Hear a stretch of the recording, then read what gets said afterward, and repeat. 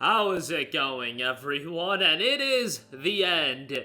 Pour one out as BioWare's Anthem is officially shutting down today. Maybe I should have done a video about it earlier in terms of giving you guys a heads up that the game would be shutting down, but yes, today it all ends here. The game that I think a lot of people would look at as one of the pivotal games of changing BioWare's perception. You can look back at Mass Effect Andromeda as well for sure, but I think a lot of people looked back at Andromeda as, okay, they had one fumble, but Anthem still had an immense amount of hype behind it. But when you look at Anthem and that game failing, and then you look at how that affected Dragon Age Veilguard and the excitement level, there was obviously a lot of skepticism around Veilguard, and I think Anthem really shifted BioWare's perception. But we'll talk about that. I do want to go over some other game updates as well.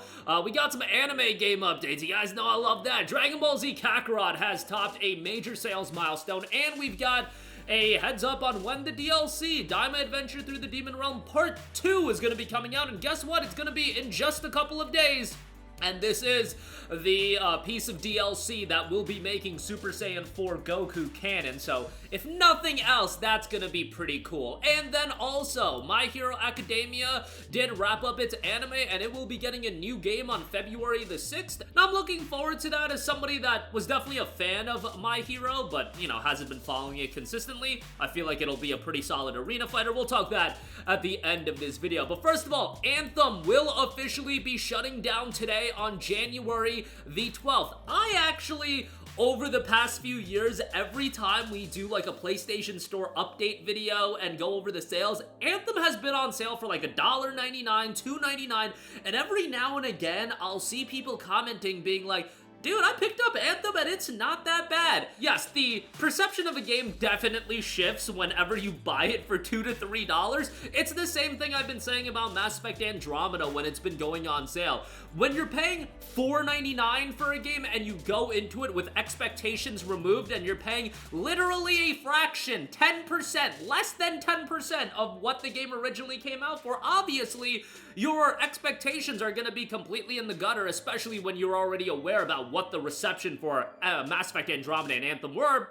And again, I saw it in the comments section, not like super often, but more often than you would think, about people being like, dude, I picked up Anthem and it's not that bad. And yeah, if you play Anthem, really initially, given the visual flair, I think the visuals in the game look great, and the maneuverability, the combat at a surface level, I think is flashy and it is enjoyable. The issue with Anthem is the depth and the longevity that it's going to keep you engaged. That's absolutely the issue with the game, and there just wasn't a lot there, and there's a skeleton of a good game there, but ultimately the long-term viability wasn't there. They were gonna do a Final Fantasy-esque Realm Reborn type of relaunch for Anthem, but that ultimately got canceled, and then Anthem just was a game that kept going and going. You know, the servers were online. I think a lot of people had this idea that it was shut down a lot before than now, but no, it has been going on. However, there is no offline component to this game, so if you were one of those people that bought Anthem for $1.99,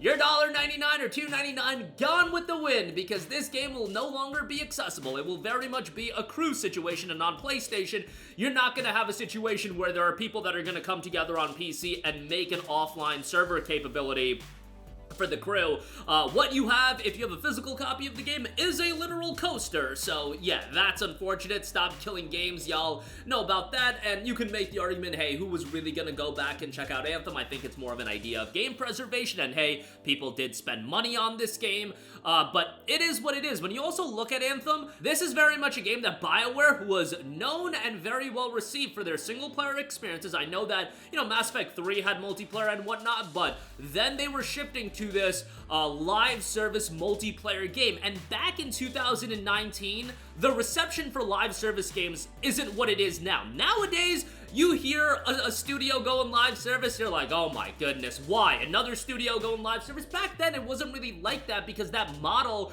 wasn't something that everybody was aware was going to be this thing that every publisher and every studio was really trying to get a foothold in for that passive revenue. Anthem was a $60 game, but also had microtransactions, and I'm sure that EA thought that, dude, this could be a long-term experience that we can make a lot of money off of, and piggybacking off of the attention and notoriety that BioWare already had, I can understand why that makes sense. Whenever we talk about the live service games, I think everybody watching this video knows why studios want to go down that route, taking a game and creating it as expensive as it can be to get it out the door, but then you can make all of this passive revenue off of the game. And when you have the initial attention that a BioWare game was inherently going to have in 2019, and their goodwill wasn't beyond cooked, I could totally understand why it would be greenlit to go into this direction. And when we initially saw Anthem, I think everybody was pretty excited about the game and saw a lot of potential in it. And I remember some of those E3 demos, like the E3 demos, people were blown away by. I don't want people to forget about that